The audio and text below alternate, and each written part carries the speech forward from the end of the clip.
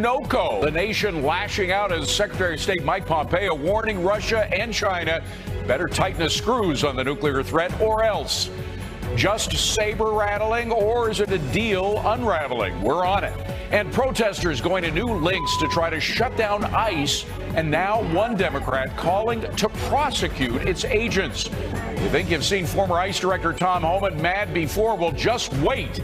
He is here. And America celebrating capitalism as Apple becomes the first company to cross the $1 trillion mark.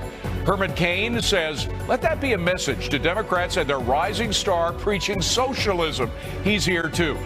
And President Trump's not the only one who wants special counsel Bob Mueller to wrap it up. Why Democrat Mark Penn says this whole thing has run its course. And top House Democrat Eric Swalwell says he couldn't be more wrong. Two Democrats with two very different takes on one very big show. Cavuto Live starts right now.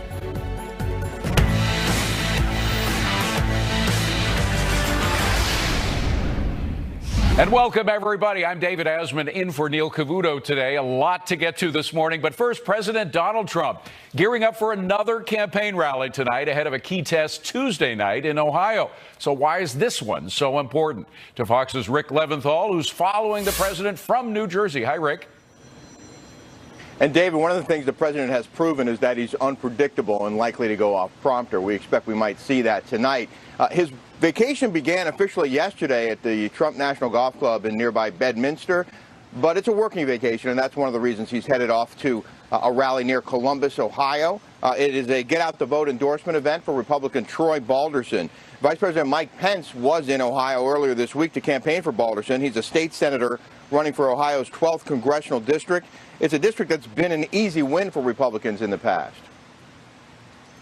With Troy Balderson, you're going to have less taxes, more military funding, more border security, and more jobs for the people of Ohio. That's the choice that you face. It couldn't be more clear. Recent polls show this race is tight. It might be a toss-up. So this morning, the president tweeted, we'll be going to Ohio tonight to campaign for Troy Balderson for the big congressional special election on Tuesday. Early voting is on.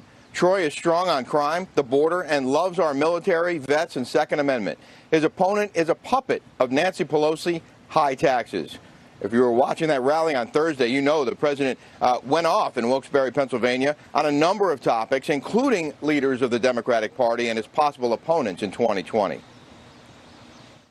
Let's say I'm running against Pocahontas or Crazy Bernie. I tell you, I got to hand it to Bernie. I saw him up there the other day. That hair is getting whiter and whiter, and he's getting crazier and crazier.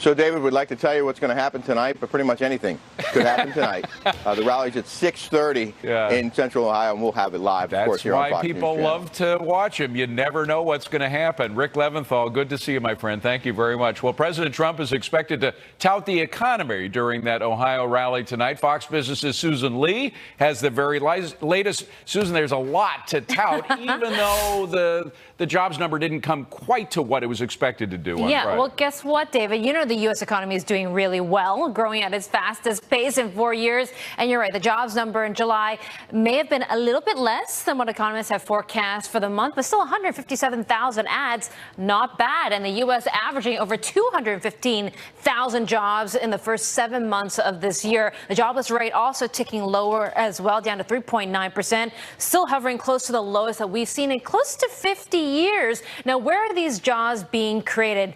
Manufacturing, a big addition in the month, over 39,000 in July, and the manufacturing sector is adding jobs at double the pace of last year. In fact, American factories are hiring now at the strongest pace in 20 years. That's 2 decades. The leisure and hospitality sector also seeing some big additions. In fact, the biggest in the month of July, which kind of makes sense since it is the summer and that's when vacation travel usually takes place. Wages are also picking up, not dramatically in in the month, in fact, for the year. But the average hourly wage of the private sector went up 7 cents in July. So you're making over $27 an hour. The Trump administration is forecasting the best full year of economic growth since 2005. They're expecting 3% or better. However, economists still remain skeptical on whether this rate is actually sustainable because they have concerns over tariffs, and then the housing market continues to cool. But Treasury Secretary Steve Mnuchin, he just told Fox last month that 3% growth could actually be sustainable for the next 4 to 5 years. And the Atlanta division of the Federal Reserve, the central bank, just predicted 5% growth for the July to September period. And that, David, would be the strongest since 2014. And jobs. I mean, the idea that you have more jobs than you have people applying for those right, 6 jobs. million. That never happened in my lifetime. It is a record, right? It's pretty strong out there, right? So 6 million jobs available, 6 million unemployed. It's just matching, I guess, a skill set to the jobs. An extraordinary time in our country. Thank you, Susan. Good to see you. Is a strong economy enough to stop a blue wave in November? To Democratic strategist Rochelle Ritchie, America Rising Executive Director Alex Smith, and Trump for President Advisory Board member and a guy who was actually once for Bernie. I don't know how that happened. And never. As long as I'm alive. Harlan Hill, good to see you all. Thanks for coming. Alex, 4% growth, extraordinary in the last quarter. There's a strong potential of 3% growth, which we haven't seen in eight or 9 years. Rising wages, investments, more jobs than we've ever seen. It's hard to beat this on the campaign trail. Yeah, and I'll note that Republicans in 2016, our various Republican candidates that were running talked about 4% growth as a reality for the United States, while Democrats like Hillary Clinton sort of scoffed at that notion. So now that we're seeing it play out into reality, I think it's going to put the squeeze on Democrats this upcoming election, because once the economy is doing well, people feel like they have jobs, wages are rising, they're likely to turn their attention to other issues. And a big issue that's coming up, and a big issue that motivates people to go to the polls, is the Supreme Court. And we have, of course, Judge Kavanaugh, who's up for confirmation, and we have 10 Democratic senators running in states that the president won in 2016 who are under a lot of pressure. But Rochelle, still, there's nothing like the economy. It was a Democrat who came out, Jim Carville, who came out with that expression, it's the economy, stupid, when other people were saying, well, there's this and there's that. It's the economy. Is that still right, what Jim Carville said many years ago? Look, I think that Republicans need to hold off right now on popping bottles of champagne and celebrating the economy, because quite frankly, we still have a lot of uncertainties. We really don't know what's going to happen with the trade war, right? We don't know how the tariffs are going to impact job growth. We don't know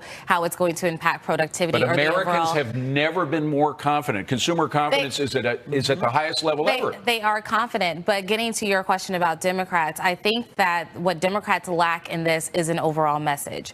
I don't think that they have a message that is really going to attract independents and moderates. And I'm sorry to say that. They probably don't want to hear me say that, because I was the press secretary for the House Democratic Policy and Communications Committee, and we were tasked with drafting an economic message. You may remember it. It seems to have fallen flat, but it was a better deal, better jobs, better wages, better future.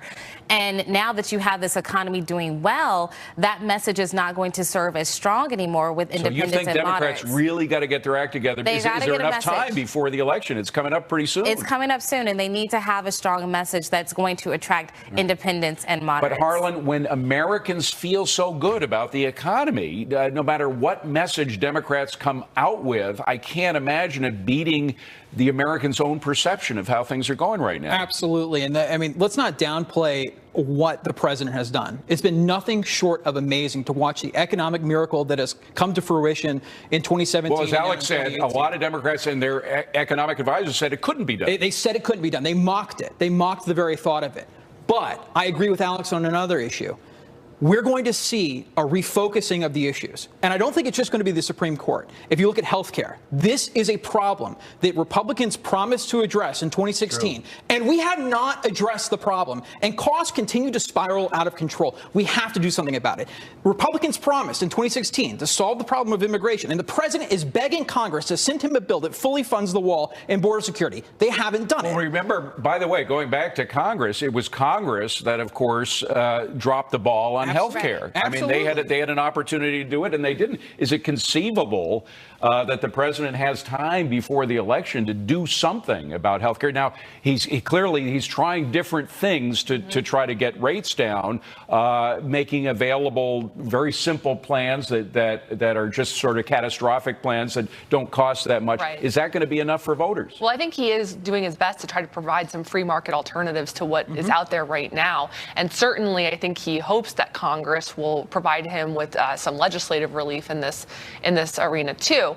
I think an important driver of this economic growth, speaking of legislation that was in Congress's court and that a lot of Democrats opposed, was the Tax Cuts and Jobs Act. This is a big driver Democrats of the economy and the numbers that we're seeing. And there may, by the way, be another tax cut put on the docket before the election. Won't be passed before the election. But Rochelle, you said that Democrats are lacking an economic message. I think you would agree with me that one economic message is going to be the cost of health care for Democrats, right? Well, certainly. And I don't think that they want to jump on board this whole Medicare for all. I don't think that going the Democratic Socialist You don't think that's route, a good route? No, it is not. I am not a fan of it. I don't agree with the socialists. That's fair. But what's going to happen, though? Because there's a big battle in the Democratic Party for that. It's really divided right now, but I think that they have to get away from that sort of message right now because it's not attractive for moderates or independents. You're absolutely right. But if we don't solve this problem now, we're on a collision course with socialism because eventually the American people are going to throw their hands up and say, we need relief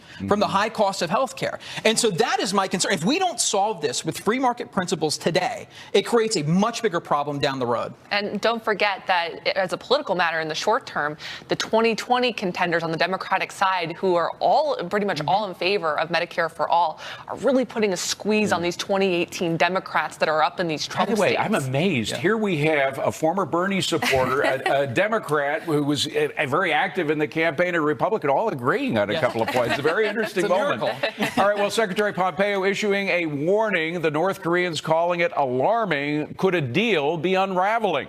And forget protesters trying to shut down ICE. This New York candidate for Attorney General wants to prosecute ICE agents. What does former ICE Director Tom Homan have to say about that? You can guess he's hot. You don't want to miss him coming up.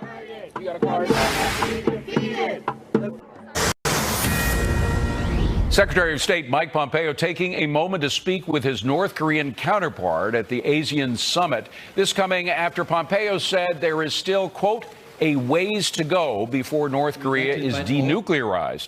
To retired Army Lieutenant Colonel Bob McGinnis, author of the new book, Alliance of Evil. And indeed, there is an alliance that we're going to be talking about. Colonel, first, let's talk about North Korea. A ways to go. People forget. People want instantaneous change these days. I mean, it's just the nature of the way we are as a world now.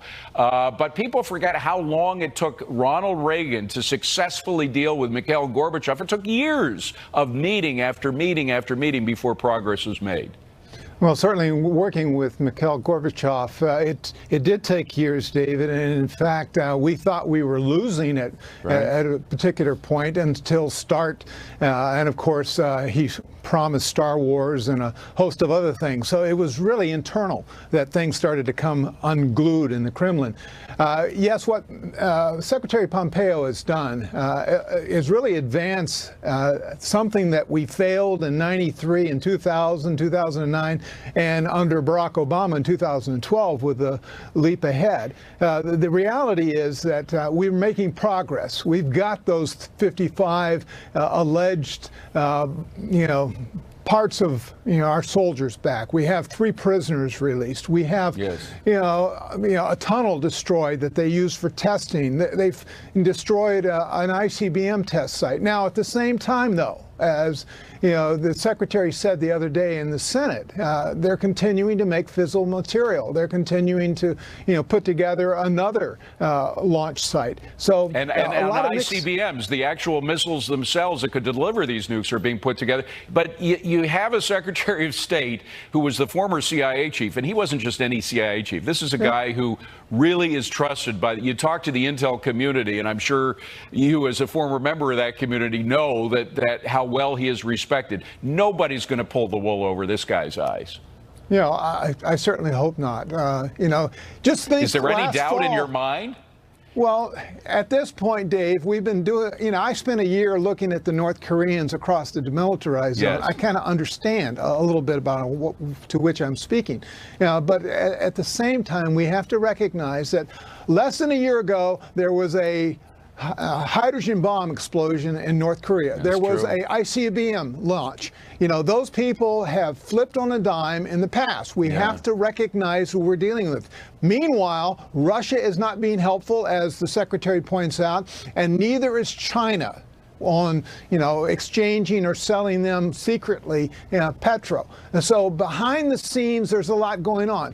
Certainly in my book, Alliance of Evil, I point out that I really believe we're in a new Cold War. We're seeing this played out today behind the scenes with regard to what President Xi is doing in Beijing to manipulate a lot of not only economic issues, but cyber issues, as well as proxies like North Korea. The same thing with Vladimir Putin.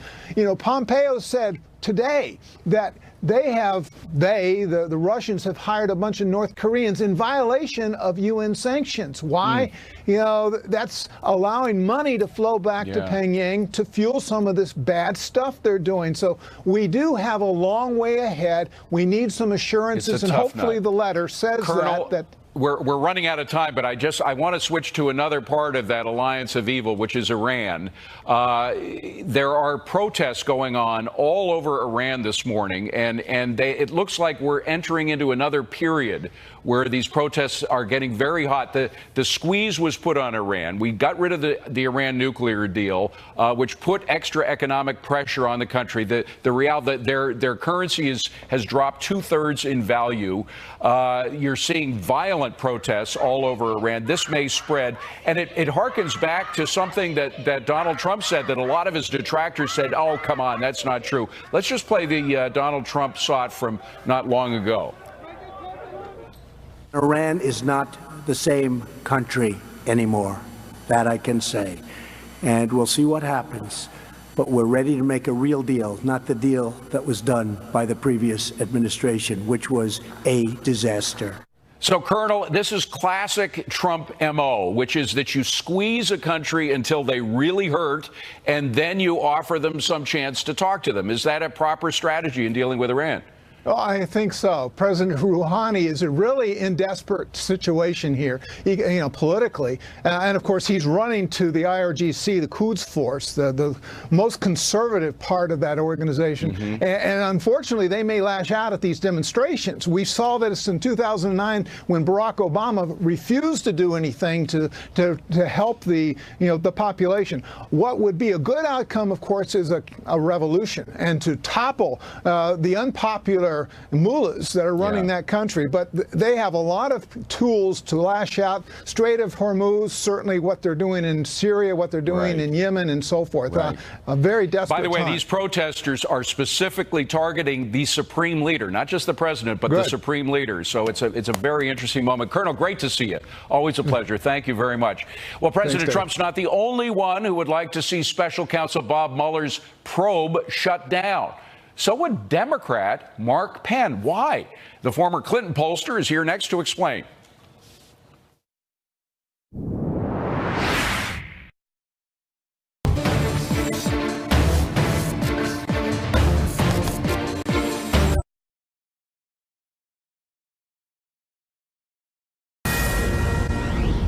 The trial against former Trump campaign chairman Paul Manafort is underway. So what are we learning? Jillian Turner has the very latest on all this. Hi, Jillian.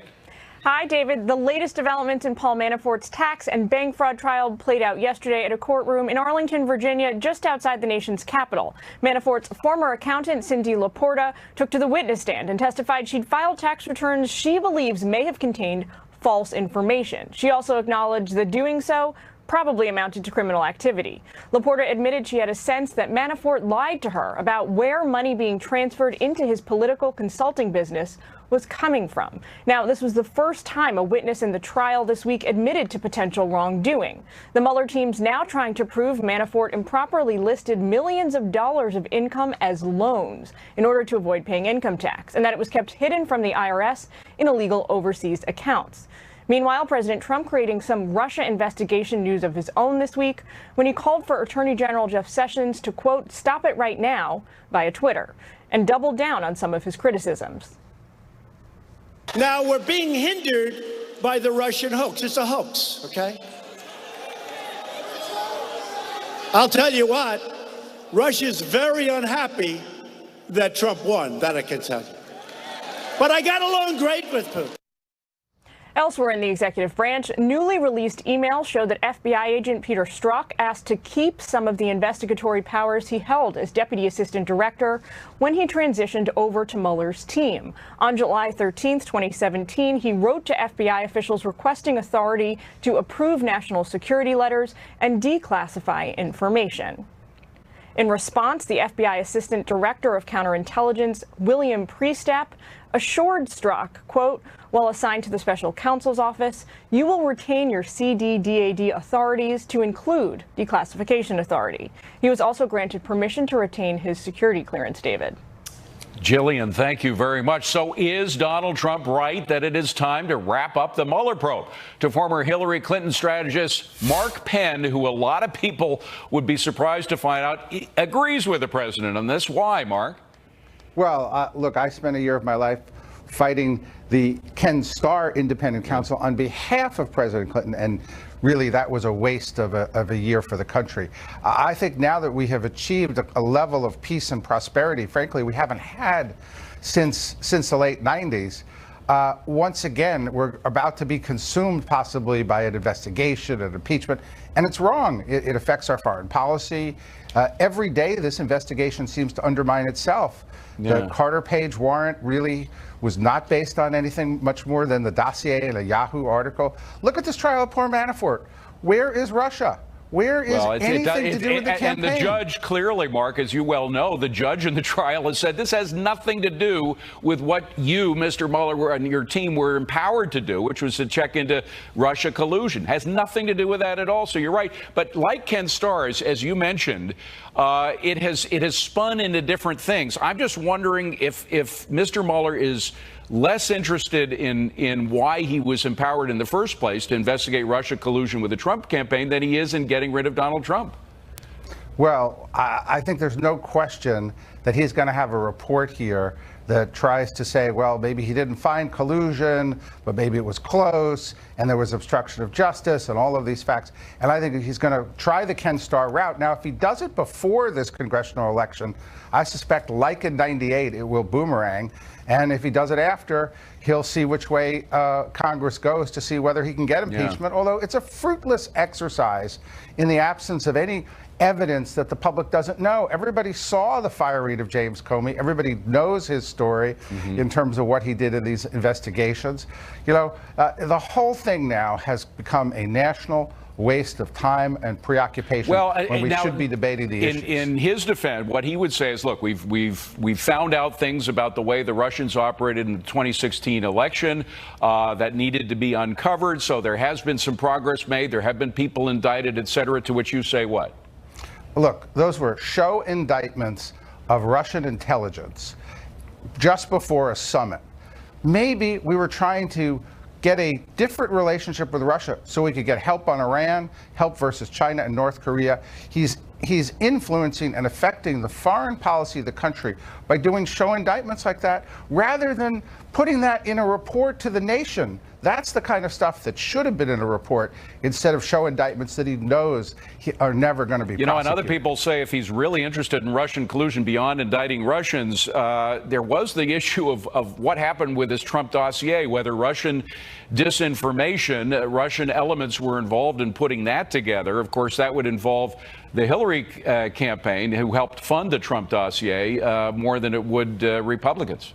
Well, I think that this is one of the things that has Americans divided and upset.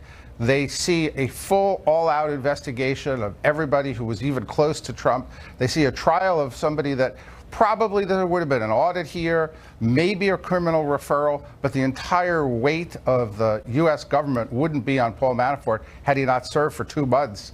In the Trump campaign, they see associates being targeted in a way that is really not the typical way that we expect American justice to be meted out. In just a couple of moments, I'm going to have on a fellow Democrat colleague of yours, Representative Eric Swalwell, who, when the president suggested, well, he didn't actually say, but when the president and some of his associates suggested that maybe it's time for Mueller to, if not be fired, he says, and I'm quoting Eric Swalwell, fire Mueller and we fire you. To which you say what? Look, I don't think the president should fire Mueller. I don't think that would be the right end to this. There's a very interesting challenge by one of the witnesses that prompted a 93-page opinion I haven't read yet, which should be appealed, whether Mueller's appointment with his broad powers, whether he really is an inferior officer. I think that's probably the most promising way, actually, to shut this down. But versus, what would you otherwise, this is going to run its course. What would you tell Democrat Swalwell, your colleague, when he criticizes those who criticize Mueller? I would say read the dossier, read the Carter Page warrant, actually read it. The dossier is a joke. Okay. It was done as Oppo research, and you see in the Carter Page that, in fact, this is a threat to American civil liberties. That's what this investigation is, I think, more than anything else. Mark Penn, great to see you, Mark. Thank you very much. Well, if you didn't already hear, Apple is now the world's first trillion-dollar company. It's hard to imagine as investors celebrate that milestone thanks to capitalism. Well, the woman many Democrats call their rising star continues to push socialism. Is that really the road Democrats want to go down ahead of November? Herman Cain knows the answer and says former President Obama knows it as well. He'll explain. One of a small but growing number of candidates to identify as a democratic socialist. The establishment is terrified of that word, socialism.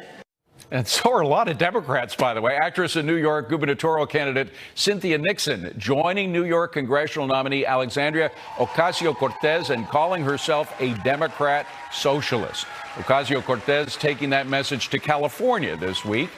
The same week, California-based Apple becomes the first trillion-dollar U.S. company. So which message is going to win out in November, capitalism or socialism?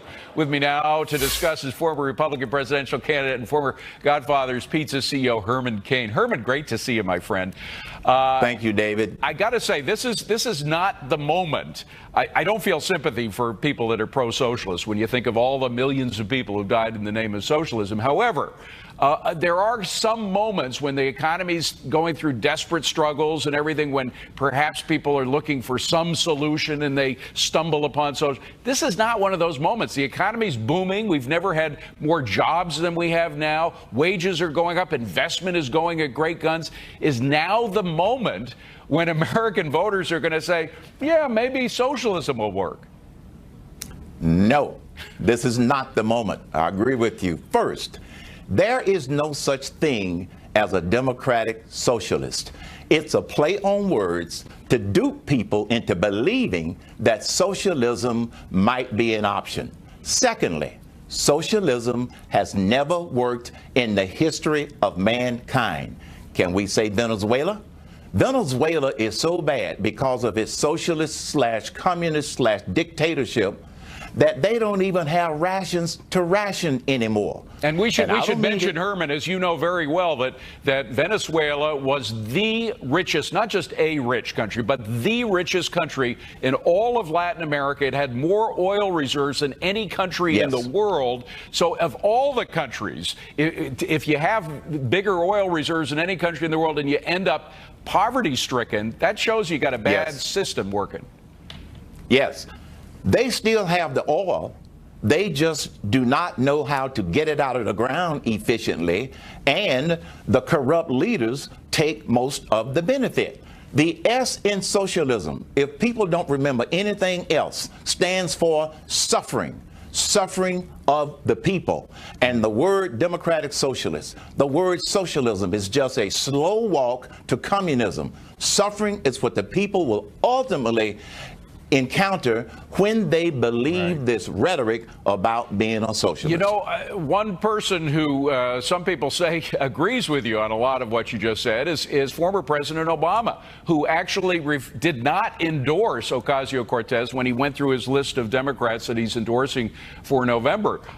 Do you think that the split in the Democratic Party, and earlier in this hour we heard another Democrat who said she thinks socialism is a terrible idea, wants to disassociate herself from that. Do you think that that split will interfere with the so-called blue wave come November?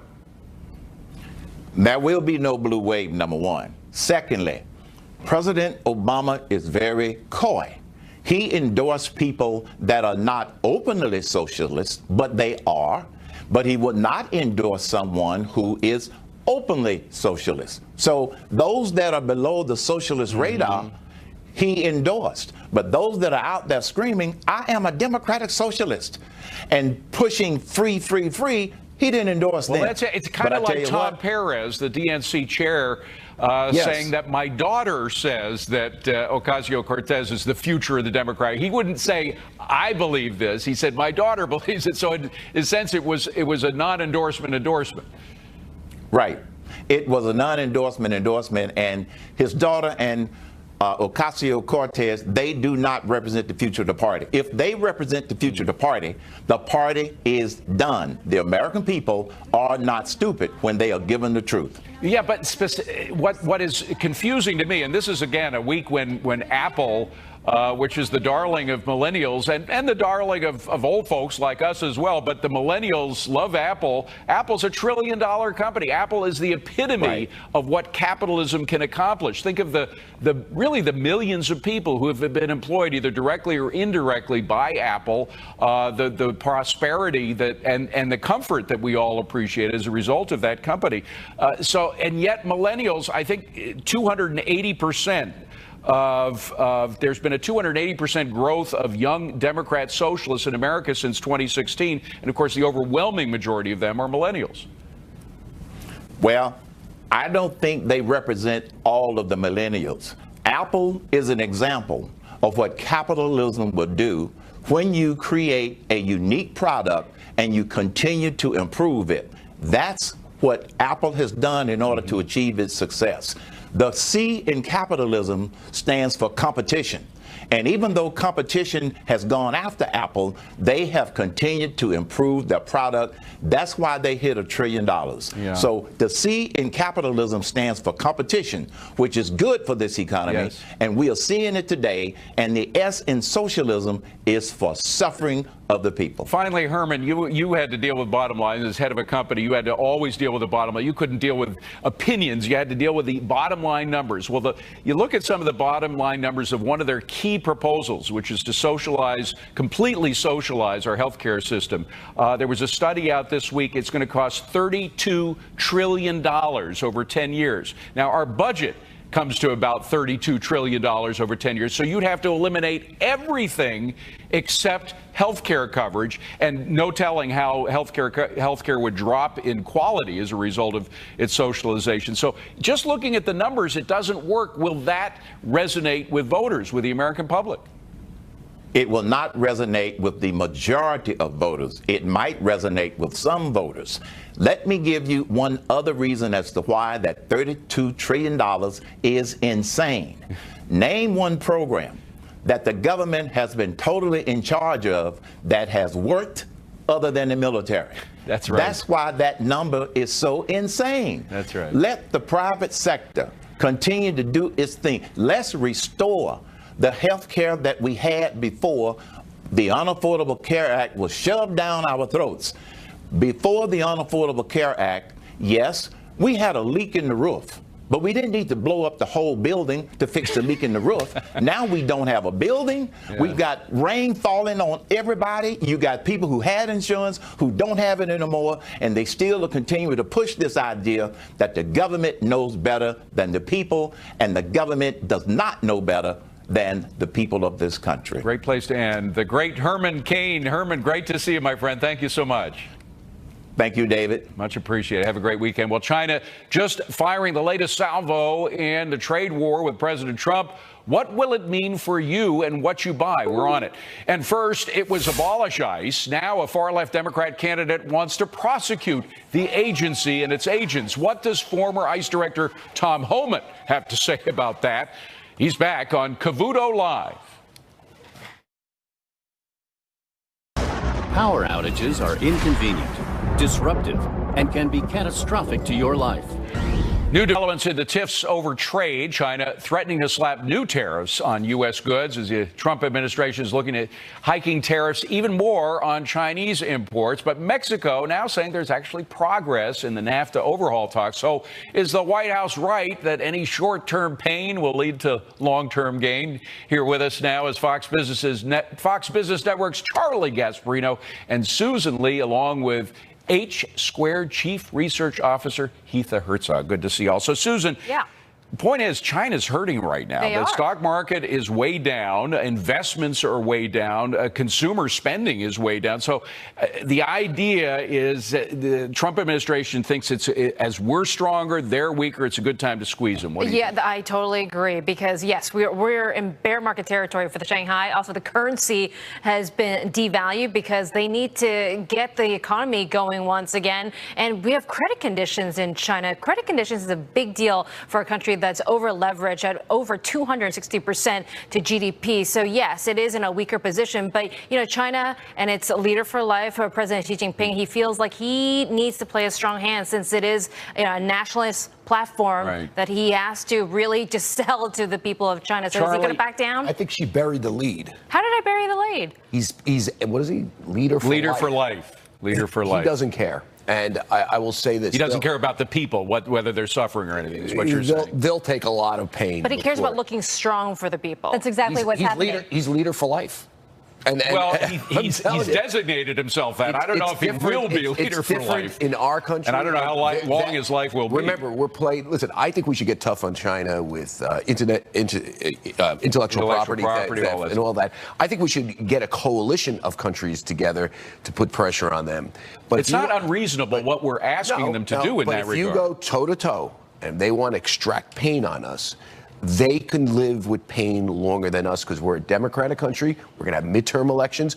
And one other thing, if we don't print 4% GDP a couple more times, the deficit is $1 trillion now. It's going to get to 1.5 Well, Heatha, trillion. how much can the U.S. consumer take in terms of pain? So far, they haven't suffered a lot, and consumer confidence is still way up there.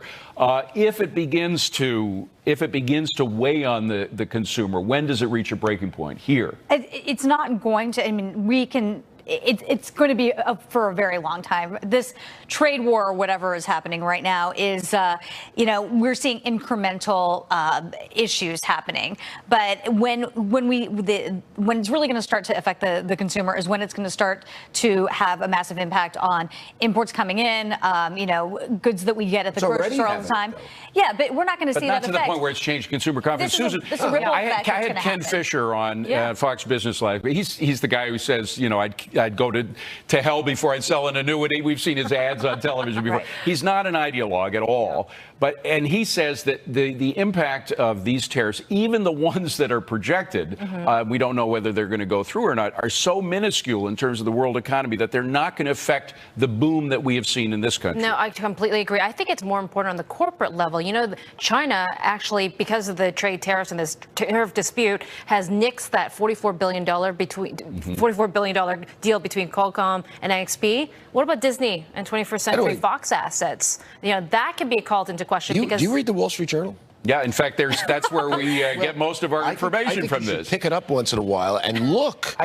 Charlie, I worked for the Wall Street Journal for 14 years. So did I, for 9 years. And I think you should read some of the articles about how the impacts on cities that are and areas of the country that are already being impacted negatively. Well, there is one area and not just only the consumers. Hold on a second, Ethan, but also the farmers. There have been some good stories in the Journal, to Charlie's point, about how some Not just farmers are farmers. really suffering. Not right just now. farmers. But let's talk about They that. are, yes, and I absolutely, that has a massive impact. However, when we talk about the consumer, you're not going to see, we're talking about a group of people that don't even want to leave their sofas to buy things at the grocery store. They're looking at Amazon just to make sure that they have groceries coming in.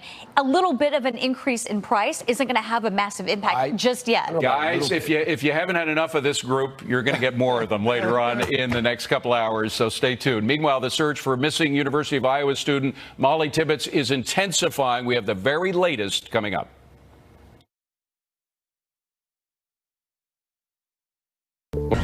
New developments in the tiffs over trade. China threatening to slap new tariffs on U.S. goods as the Trump administration is looking at hiking tariffs even more on Chinese imports. But Mexico now saying there's actually progress in the NAFTA overhaul talks. So is the White House right that any short-term pain will lead to long-term gain? Here with us now is Fox Business Network's Charlie Gasparino and Susan Lee, along with H Squared Chief Research Officer Heatha Herzog. Good to see you all. So, Susan, the point is, China's hurting right now. The stock market is way down. Investments are way down. Consumer spending is way down. So the idea is that the Trump administration thinks as we're stronger, they're weaker. It's a good time to squeeze them. What do you think? I totally agree because, yes, we're in bear market territory for the Shanghai. Also, the currency has been devalued because they need to get the economy going once again. And we have credit conditions in China. Credit conditions is a big deal for a country that's over leveraged at over 260% to GDP. So yes, it is in a weaker position. But China and its leader for life, President Xi Jinping, he feels like he needs to play a strong hand since it is a nationalist platform that he has to really just sell to the people of China. So is he going to back down? I think she buried the lead. How did I bury the lead? He's what is he?